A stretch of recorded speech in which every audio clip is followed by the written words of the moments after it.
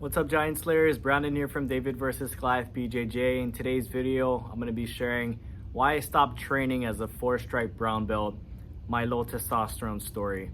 Today's video is going to be a little bit more raw and transparent. I'm going to be sharing my backstory, how I got started in jiu-jitsu, and kind of my journey as it led up to where I am today as a 4-stripe brown belt, and my low T story. And so if you guys aren't into that kind of stuff, feel free to skip this video. Otherwise, if you guys do want to learn from some of my life lessons on and off the mat, then keep on watching. Now, before I go any further, I just want to clarify, I didn't quit jiu-jitsu, but I did stop training for an extended period of time, and I'm going to share a little bit more why here in just a second. So to give you guys a brief backstory, I started training jiu-jitsu in 2007, right after I graduated from high school. And growing up from age 6 through my senior year in high school, I played baseball. And so I didn't have a grappling or martial arts background, but I did have a sports background. And right after I graduated, I didn't have anything anymore where I could put my energy and my competitive drive towards. And so that's when I found jiu-jitsu.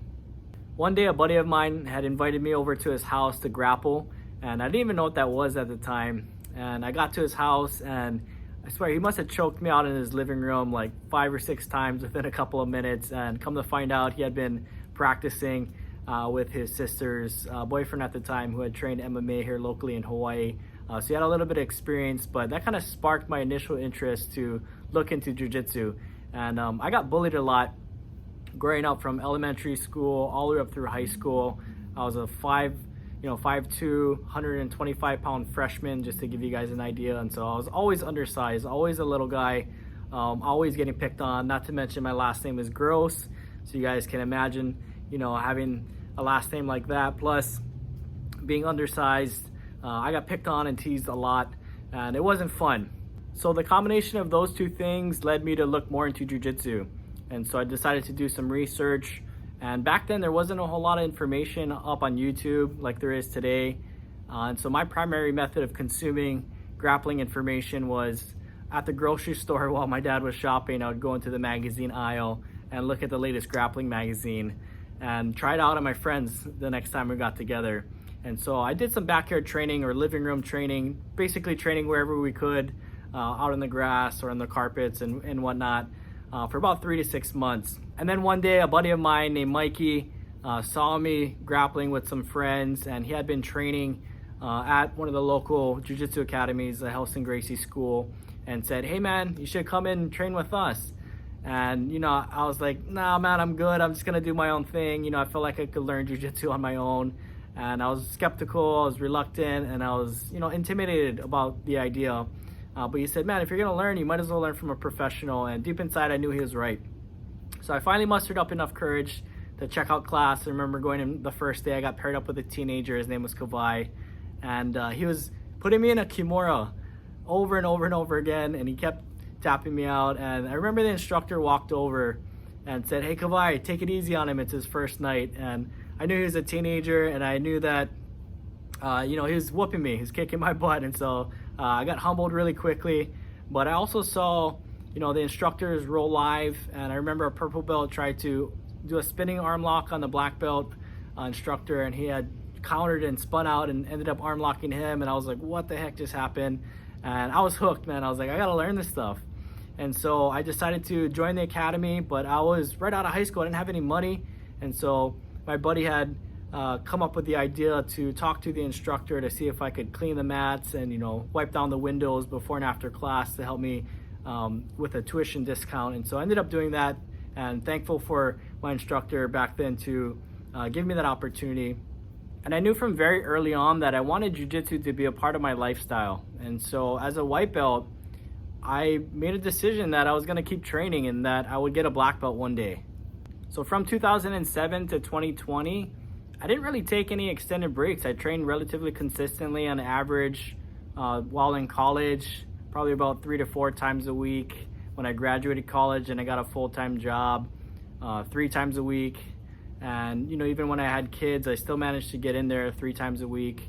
And then of course, when it comes to preparing for competition, 5 or 6 plus times a week. And so I didn't really take extended periods of time off from jiu-jitsu. I'd received my blue belt within my first year, and then I think it took me about 6 years to get my purple belt. And once I got my purple belt, I had the opportunity to help out and run some classes, and so I began, teaching once in a while if my instructor couldn't make it, or just helping out by coaching some of the newer students on the side. Then fast forward to 2019, I was a 3-stripe brown belt, and I took on a formal role to be one of our main instructors, teaching the adults beginners class twice a week and the 7 and 12-year-old kids class twice a week also. Up to this point, everything was going good. I was happy, I was making money, being able to teach jiu-jitsu and do what I love on a part-time schedule around my wife's schedule while simultaneously, raising my kids. Until April 2020 is when it all came to a crashing halt. I woke up one morning and I just wasn't feeling well. I told my wife and she said, go to the doctor. And so I had walked myself down to urgent care. They checked me out and they said, I think you should go to the ER. I tried to leave urgent care and ended up fainting. And so they called an ambulance to come and pick me up and take me over to the ER. And they did all their tests, they ran the EKG on my heart. They did all their tests to make sure I was okay. And they released me about 4 hours later saying that I was fine. I was healthy, I was normal. But I just didn't feel right. I didn't feel normal. Something was strange, something was odd, something was going on, and I had to figure it out. And so I began going to a lot of doctors. My PCP kept telling me, you're stressed, just focus on managing your stress. And to his credit, I was stressed at the time. I was trying to do way too much. I had too much on my plate, and I had to learn to manage that. But my symptoms were all across the board. Chronic fatigue, really, really bad fatigue. I was dealing with depression, anxiety. I never grew up dealing with anxiety or depression, so these things were new for me. My turbinates, those blood vessels in your nose, was completely swollen. I had a hard time breathing. I had really bad back pain and neck pain, which was unexplainable. At this point I had stopped training for a while, and so to me it just didn't make sense. I had acid reflux. My stomach was just in knots. It was stabbing, it was burning, it was cramping just all over the place. Level 9 headaches behind my eyes, my temples, my suboccipitals, and the back of my head nearly every day. And I also had some symptoms that were just kind of freaking me out. I had jaw pain. I was having achy fingers. I was kind of getting some tingling down my arms. My arms would fall asleep when I would take a nap. I would easily bruise, and just a lot of weird stuff. And it was freaking me out. I didn't know what was going on. So I continued to go to the doctors, and my doctor, again, my primary care physician, kept telling me you're stressed. Let's just focus on managing your stress. So to make a long story a little bit shorter, I'd seen my PCP several times. I'd seen specialists, and I finally got referred to a naturopath. My dad's good friend said, hey, I've been going to this naturopath for years. You should check him out.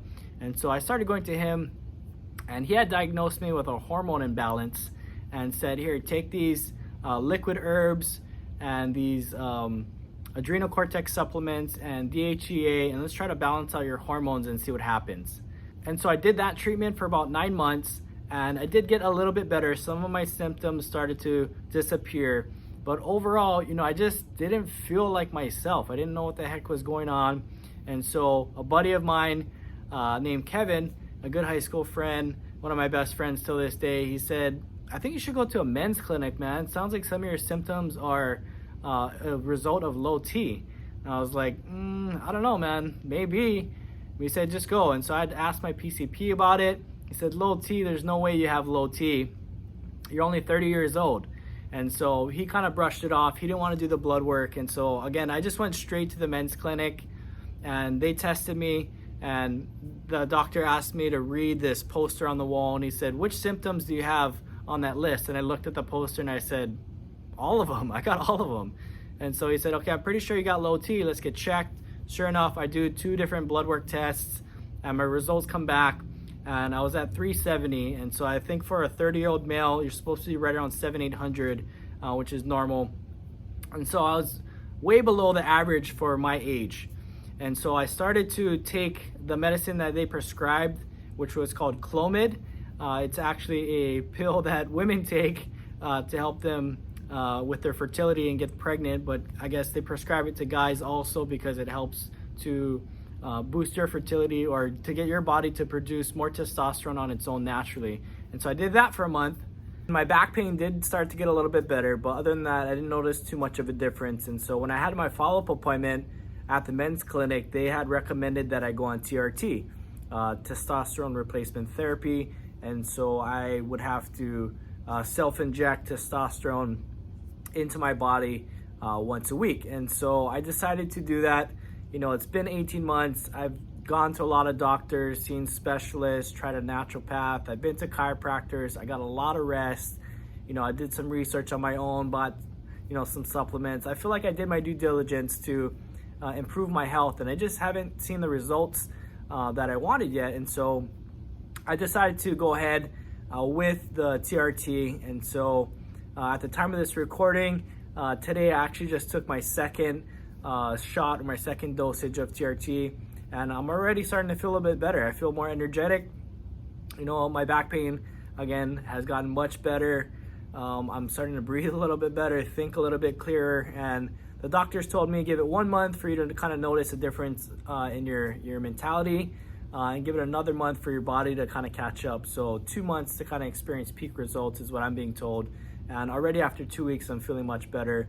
In my head, you know, I'm feeling a little bit clearer. My thoughts are starting to get straighter, and you know, my drive, my will to do things is starting to come back. And so far so good on the TRT treatment. I will keep you guys posted and updated how that goes as I continue to progress. Again, I'm not telling you to do that. Definitely check with your doctor, see a men's clinic, and see if that's right for you. But so far it has been helping me out a bit. But other than that, you guys, the main takeaways from this video is, number one, if you're a guy watching this and you've been going through a hard time physically or mentally, again, I'm not a doctor, but I would just say that after going through this journey, I would recommend at least getting checked. Check your hormone levels, check your T levels, as those things play an important factor, an important role in affecting your overall health.